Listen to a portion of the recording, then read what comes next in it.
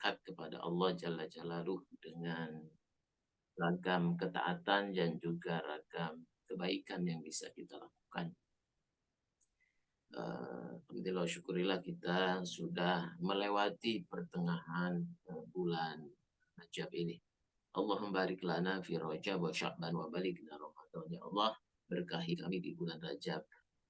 Ketika kita memohon kepada Allah keberkahan di bulan Rajab, maka kita perlu melihat diri kita apakah ada kebaikan-kebaikan yang bertambah yang kita lakukan selama bulan Rajab ini sampai 2 pekan terakhir di bulan Rajab ini. Bagi yang sudah lama tidak saum, lakukan saum. Bagi yang sudah saum, boleh jadi ditambah kualitas saumnya. Bagi yang sudah lama tidak membaca Quran, baca Al-Quran. Bagi yang sudah membaca Quran, tingkatkan kuantitas dan kualitas interaksinya dengan Al-Quran.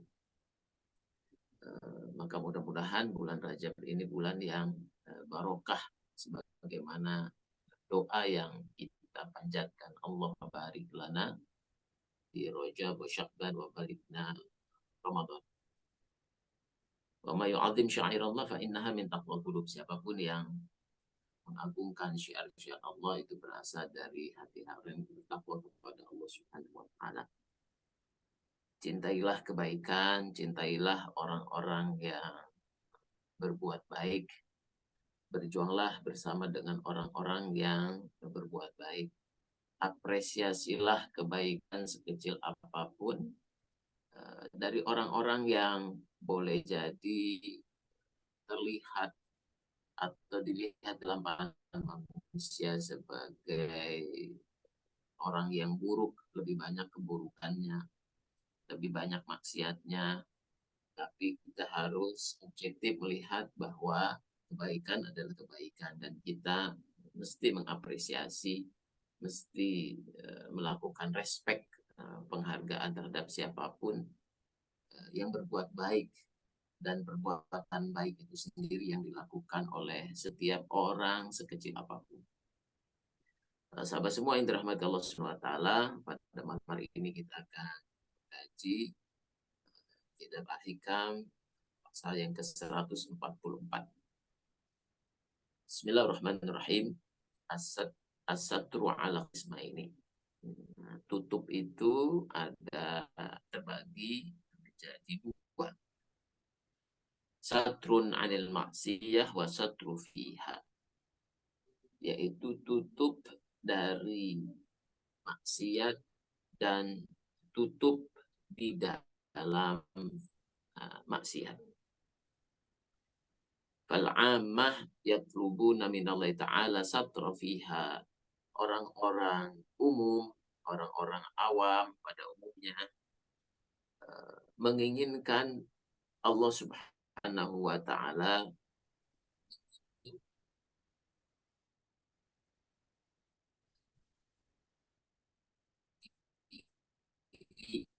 dia martabatnya, kedudukannya, derajat, harga dirinya jatuh di sisi manusia lainnya, di sisi makhluk yang Allah ciptakan. Wal khasatu, sedangkan orang yang khusus, orang yang istimewa, orang yang spesial, yatlubuna minallahi satra anha, dia menginginkan kepada Allah Subhanahu wa taala jalla wa ala satra anha, tutup darinya, khasyata suqutihim min nazarin malikil haq, karena takut jatuhnya mereka dalam pandangan Allah yang merajai segala sesuatu, dan dialah Allah pemilik kebenaran. Jadi sahabat semua yang dirahmati Allah Subhanahu wa taala,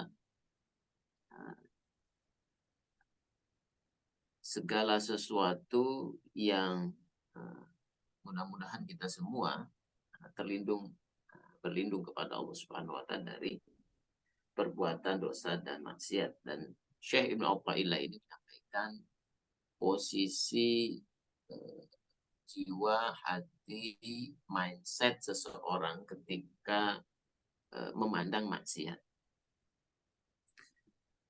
Yang pertama, ada orang yang berdoa kepada Allah supaya dijauhkan dari maksiat, dan ada orang yang justru meminta kepada Allah supaya dia tidak condong kepada maksiat sekecil apapun. Di pasal berikutnya Syekh Mauqailah menyampaikan, man akramaka,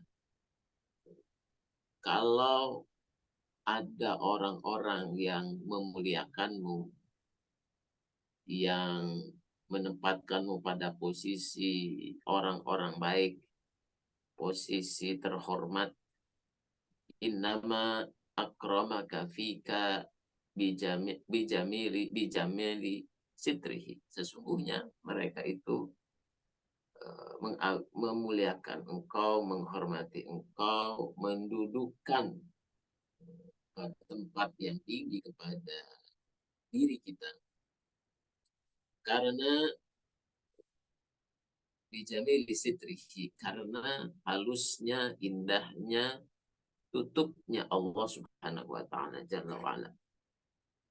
Falhamdu, maka pujilah liman sataraka, yang telah menutupmu, menutup aibmu, menutup keburukanmu, menutup maksiatmu, menutup kelalaianmu, menutup dosamu, menutup. Laisal hamdu, bukan engkau memuji, liman akramaka, kepada orang yang memuliakan, menghormati, wasyakaraka, dan juga berterima kasih kepadanya. Jadi Syekh Athaillah ini menyampaikan kepada kita dua mindset, dua kolbu set, heart, dua soul set yang harus kita sadari dan pahami. Ada orang yang berlindung kepada Allah dari maksiat, ia lakukan, misalkan ada orang yang mencuri di kantornya kertas, mencuri pulpen, mencuri waktu, mencuri, dan sampai melakukan tindakan mencuri uang rakyat, melakukan korupsi. Dia tahu itu korupsi, dia memahami itu korupsi, dia sadar perbuatan maksiatnya. Namun suatu kali boleh jadi dia berdoa, ya Allah, mudah-mudahan maksiat saja nggak diketahui orang. Maka ia lakukan berbagai macam tipu daya, kamuflase, pengelabuan, bahwa dia adalah orang baik. Dia santuni yatim, dia berikan zakatnya, dia lakukan pencitraan di depan orang, sehingga orang memandangnya dia orang baik. Padahal jiwanya sakit, padahal dia mengalami gangguan kejiwaan, sehingga ia berbuat maksiat, berbuat dosa, berbuat kesalahan.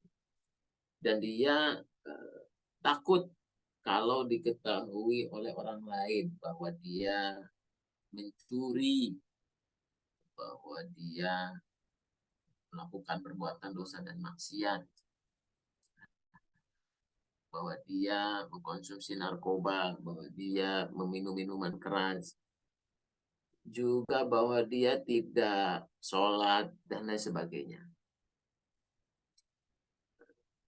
Dia berdoa kepada Allah supaya orang tidak mengetahui maksiat dan dosanya. Lebih kepada khawatir terhadap manusia, khawatir kalau jabatannya diturunkan, khawatir kalau teman-temannya menjauhinya, khawatir yang tadinya dia punya reputasi baik di mata masyarakat menjadi jatuh. Jadi sebenarnya dia takut dirinya itu jatuh pandangannya dalam manusia yang lain. Nah, inilah orang yang hatinya tertutup melihat kepada Allah Subhanahu wa taala. Dia memandang maksiat dan dosa itu lebih kepada khawatir, takut kalau maksiat dan dosa ini dilakukan, maka martabatnya menjadi jatuh. Maka kita lihat orang-orang yang berbuat maksiat dan dosa itu menutup wajahnya ketika katakanlah ditangkap oleh polisi. Yang tadinya tidak berhijab, ketika dipertontonkan oleh polisi dia pakai hijab, pakai kerudung. Bahkan ditambah pakai masker. Kenapa? Karena dia takut orang mengenalnya. Bahwa dialah orang yang berbuat dosa dan maksiat itu. Karena takut jatuh martabatnya di hadapan manusia. Nah, itulah orang-orang yang orang-orang pada umumnya memandang posisi dia dengan maksiat. Sedangkan orang-orang spesial, orang-orang yang khusus, justru dia memohon kepada Allah supaya ditutup di dalam maksiat. Maksudnya, ya Allah, jadikanlah pikirannya, perasaannya tidak pernah sedikit pun terbersit untuk berbuat maksiat, untuk berbuat dosa. Dia berdoa kepada Allah supaya jiwanya tidak condong kepada keburukan, dosa, dan maksiat. Ia memohon kepada Allah dengan doa. Makanya sahabat semua, kita perlu membaca doa yang tertera dalam surat Ali Imran ayat ke-8 setiap hari. Rabbana la tuzigh qulubana ba'da idh hadaitana wa hab lana min ladunka rahmah innaka antal. Ya Allah, jangan engkau condongkan qalbu kami setelah engkau beri hidayah kepada kami. Rabbana la tuzigh qulubana ba'da idh hadaitana wa hab lana min ladunka rahmah, dan anugerahkan kepada kami rahmat-Mu. Dan dengan rahmat ini orang tidak lagi berpikir, merasa dalam jiwa dan pikirannya untuk berbuat dosa maksiat. Innaka antal wahhab, sesungguhnya engkau maha pemberi anugerah yang banyak. Dan orang-orang yang justru lebih takut kepada manusia karena perbuatan dosa dan maksiatnya adalah salah satu tanda dari orang-orang munafik. Lahirnya mempertontonkan kebaikan, tetapi hatinya justru lalai, tidak seperti apa yang ditampilkan. Maka Allah Jalla Jalaluhu menyampaikan dalam surat An-Nisa ayat 108, A'udzubillahi minasyaitonirrajim, yastakhfuna minan nas wa la yastakhfuna minallah. Mereka itu bersembunyi dari manusia dan mereka tidak bersembunyi dari Allah. Wa huwa ma'ahum, padahal Allah menatap mereka, mendengar mereka, menyaksikan mereka. Mereka lebih takut kepada manusia dibanding kepada Allah. Maka mereka membuat segala macam upaya agar kedudukan mereka, pamor mereka, rating mereka itu senantiasa bagus, baik di depan manusia lain. Di surat An-Nisa ayat 142 Allah Subhanahu wa taala menyampaikan innal munafiqina yukhadi'una Allah wa huwa khadi'uhum. Sesungguhnya orang-orang munafik itu menipu Allah dan Allah akan membalas tipuan mereka. Artinya menipu Allah Subhanahu wa taala ini mereka menjadi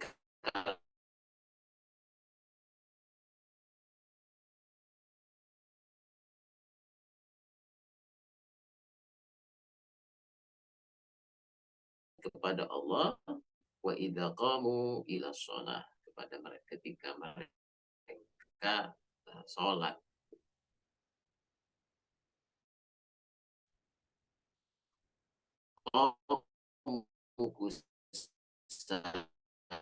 Salah mas mereka kan kebaikan itu sebagai ajang pencitraan, bangun masjid, bantu Palestina, atau walayadkuruna Allah ila qalila, dan mereka tidak banyak menyebut Allah kecuali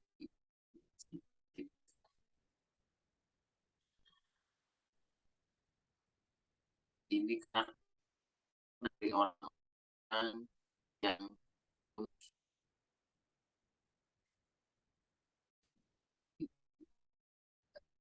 musuh,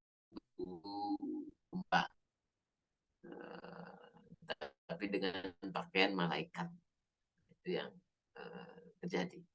Naudzubillah min dzalik, orang-orang yang seperti ini. Sedangkan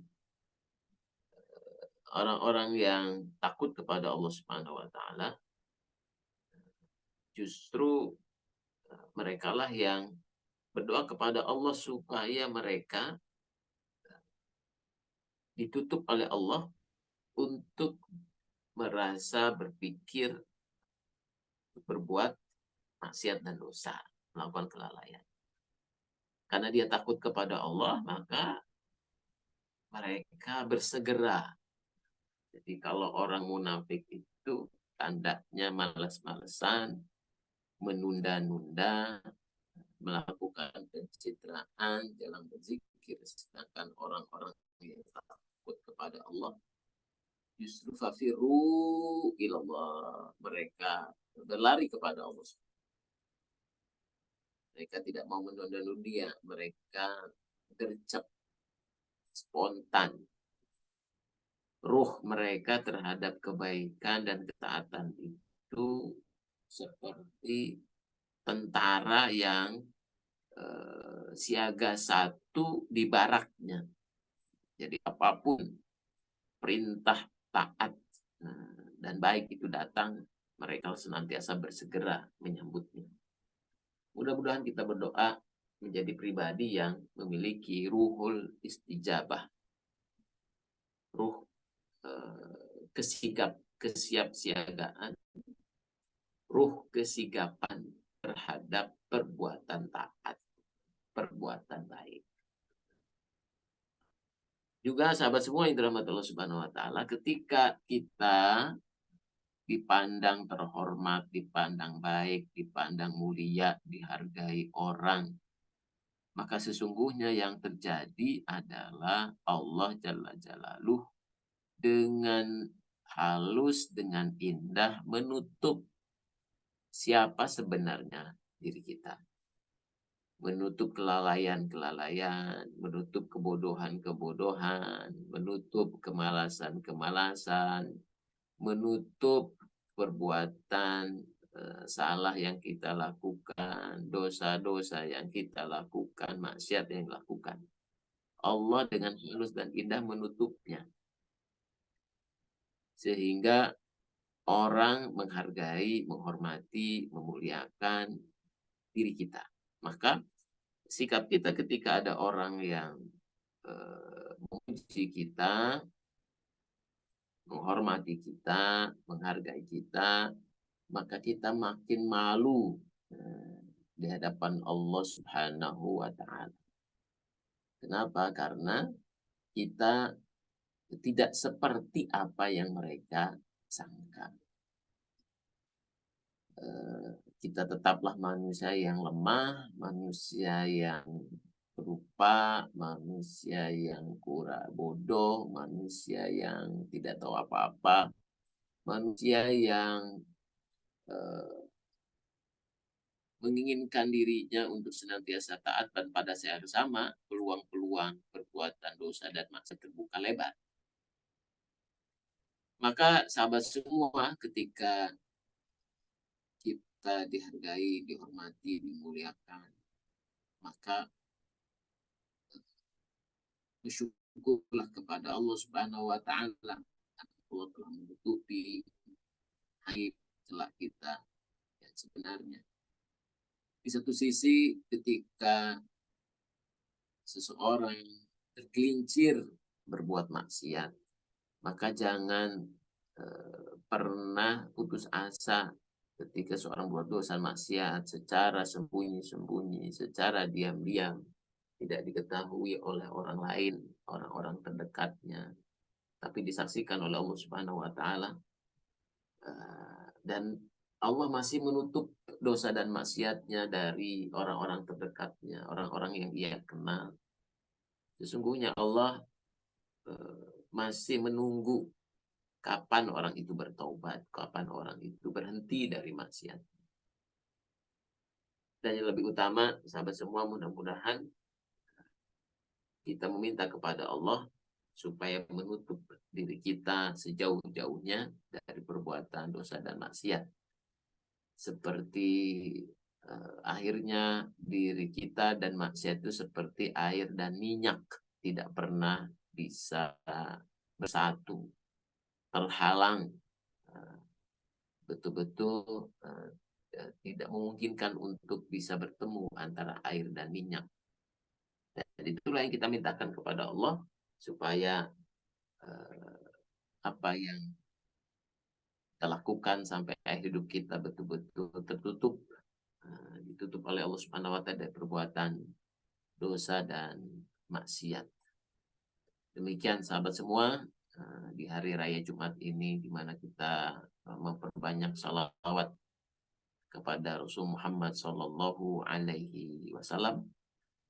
Kita membaca suratul Kahfi, membaca surah Yasin, atau membaca wirid-wirid spesial, zikir-zikir spesial di hari raya Jumat ini. Mudah-mudahan kita semua digolongkan menjadi pribadi yang dirahmati oleh Allah Subhanahu wa Ta'ala dengan kebaikan dan ketaatan. Terima kasih.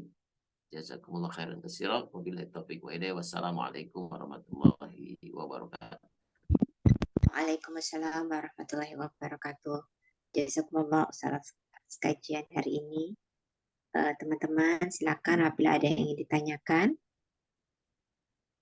baik atas kajian hari ini ataupun ada pertanyaan lain juga diizinkan, silakan.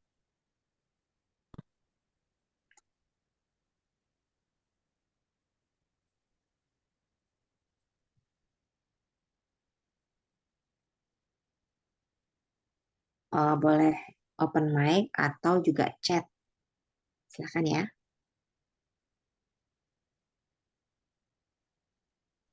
Assalamualaikum warahmatullahi wabarakatuh. Tedian, Ustaz Hadi Sanusi. Waalaikumsalam warahmatullahi wabarakatuh. Afwan, Ana nggak bisa buka video karena Ana sambil setrika pakaian sambil mendengarkan kajian.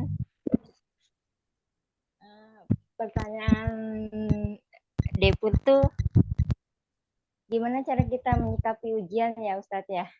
Karena jujur semenjak 2021 ujian yang dari Allah itu kadang saya berpikir ya nggak kuat gitu. Udah gitu juga ternyata pas saya ketemu teman-teman RST atau santri hikmat, saat kami ketemu silaturahmi di Masjid DT, kami ngobrol pun ternyata apakah memang semua orang yang berusaha belajar Islam dan mengamalkannya itu ujiannya memang cukup berat gitu ya Ustadz ya. Kadang ada rasa ingin menyerah gitu. Tapi kalau dipikir-pikir ya memang kita hidup di dunia ini memang serba dengan ujian gitu Ustadz.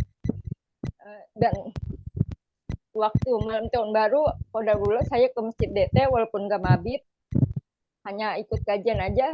Di situ Ustadz, seingat saya Ustadz Benri atau Ustadz sebelum Benri itu berkata, di surat, seingat saya surat Al-Baqarah antara 212 atau 221, itu pas saya baca artinya itu seperti yang saya alami selama ini itu Ustadz, di mana ujiannya memang benar-benar sangat dahsyat. Bagaimana cara saya ataupun teman-teman seperti santri Hikmat atau RST lainnya yang kita sedang ditimpa ujian itu bisa menyikapinya Ustaz. Terima kasih. Assalamualaikum warahmatullahi wabarakatuh. Waalaikumsalam warahmatullahi Waalaikumsalam wabarakatuh. warahmatullahi wabarakatuh. Terima kasih Pur. Jadi ujian terberat adalah ujian yang diberikan kepada para anbiya wal mursalin, kepada para nabi dan para rasul. Berikutnya kepada orang-orang yang bertakwa kepada Allah Subhanahu wa taala. Kenapa? Bagaimana mereka mendapat ujian? Wa idibtala Ibrahim bi kalimatin fatamahunna. Allah memberikan ibtilah itu kepada mereka supaya mereka mendapatkan karunia-karunia yang besar, karunia-karunia yang makin sempurna. Jadi ujian itu persis seperti ya, anak, seperti orang yang sekolah, seperti orang yang sekolah, mereka akan mendapatkan ujian sesuai dengan tingkatan sekolahnya.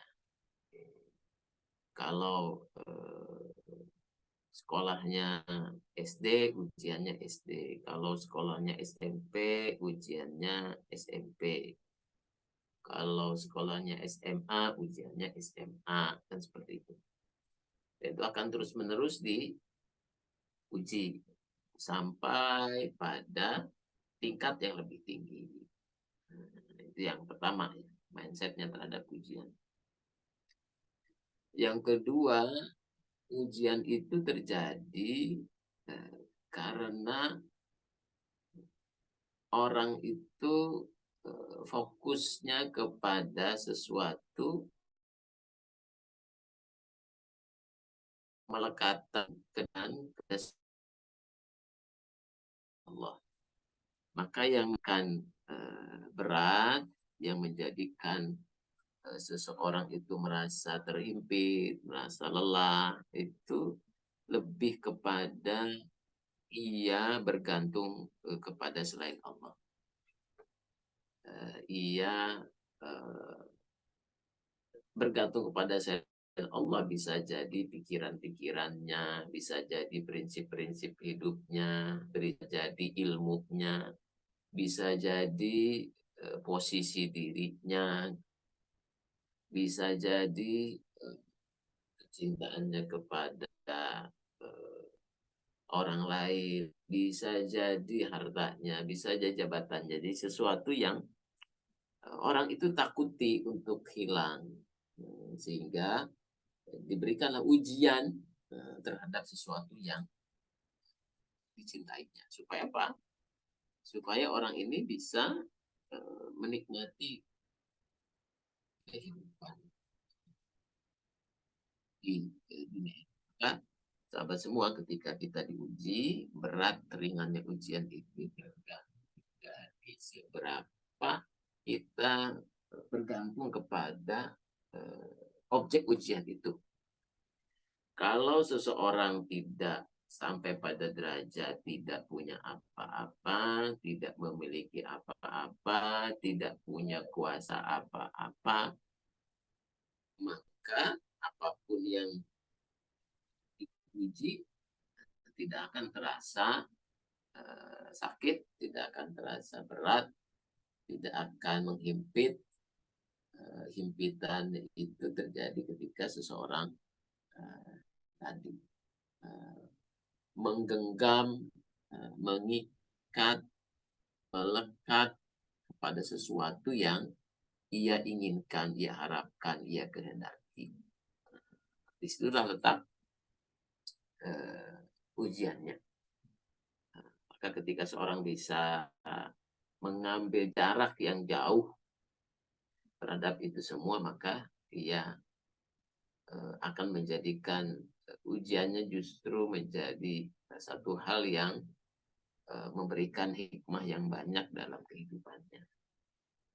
Maka sahabat semua, penting bagi kita untuk melihat dari sudut pandang yang berbeda terhadap ujian kita. Sehingga dengan demikian kita bisa mampu melewati itu, bahkan sampai pada setahap demi setahap menjadikan ujian itu tangga-tangga menuju perbaikan diri, pertumbuhan diri menjadi lebih baik. Maka ungkapkan ujian itu kepada orang yang berilmu, orang yang kuat. Karena ketika kita mengungkapkan, membicarakan ujian itu kepada orang lain, maka boleh jadi kepada orang berilmu dan bertakwa, mudah-mudahan kita mendapatkan nasihat, cara pandang yang berbeda dalam menghadapi ujian yang kita alami.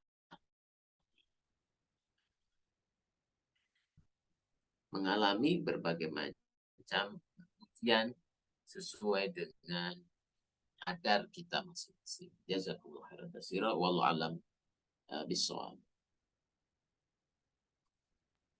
Jazakumullah Ustaz atas jawabannya. Teh Pur, semoga insya Allah dikuatkan Allah ya. Masih ada yang ingin ditanyakan, Teh Pur?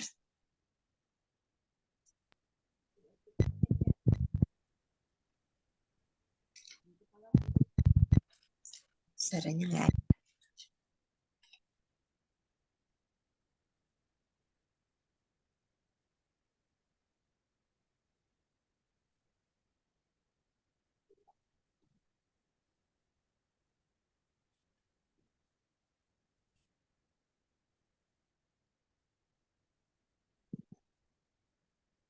Apabila tidak ada pertanyaan lagi, mungkin kita tutup ya Ustadz ya.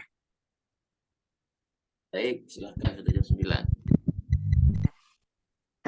Semoga teman-teman bisa mengambil hikmat kajian hari ini. Mengenai ujian, saya juga merasakan ujian itu pasti ada terus, Teh Pur. Insya Allah itu bisa menguatkan, bahkan merubah karakter. Saya merasakan ujian itu bisa merubah karakter. Dari yang dulu begitu jauh jadi lebih empati atau apalah. Yang jelas bisa dititik sampai merubah karakter. Oh, udah selesai dari Ustadz. Dari Teh Pur. Iya, jazakallah juga, Teh Pur. Baiklah, insya Allah kita ketemu lagi minggu depan. Sebelum kita tutup, kita foto bersama dulu ya, sahabat semua. Silakan untuk dibuka kameranya, kita foto bersama dulu. 1, 2, 3. Baik, jazakumullah. Kita tutup dulu kajian hari ini. Jazakumullah atas kehadiran semua teman-teman dan Ustadz. Insya Allah ketemu lagi Kamis malam. Kita tutup bersama-sama dengan baca hamdalah. Alhamdulillahirabbil alamin dan doa penutup majelis. Subhanakallahumma wa bihamdika. Assalamualaikum warahmatullahi wabarakatuh. Terima kasih semuanya.